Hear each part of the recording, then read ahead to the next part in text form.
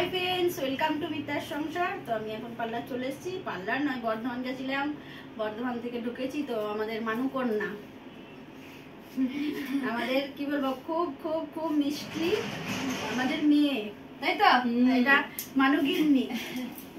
ওর সাথে আমার অনেক অনেক অনেক দিনের পরিচয়, প্রেম একদম, তাই তো? এটা আমার ফেভারিট বৌদি। I love you.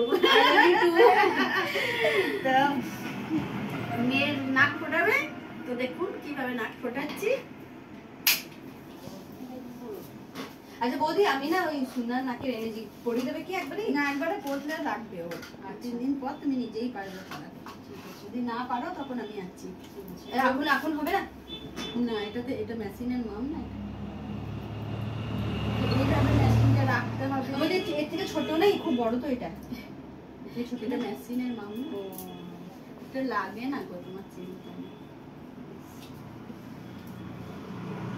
সেইভাবে ঢোকানো হলো, এইভাবে টেনে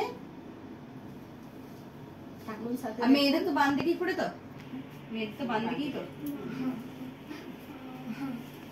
ওরকম নড়লে হবে না বাবা। দেখা যায় কতটা কি করতে পারি।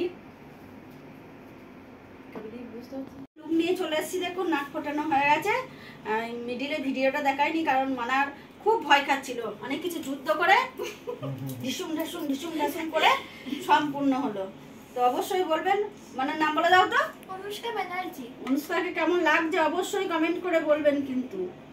আমার কিউট বৌদির জন্য আমি কাঁদলাম। মায়ের বৌদি, বাবার বৌদি, ওর বৌদি, কিউট বৌদি, আমার কিউট ননদ।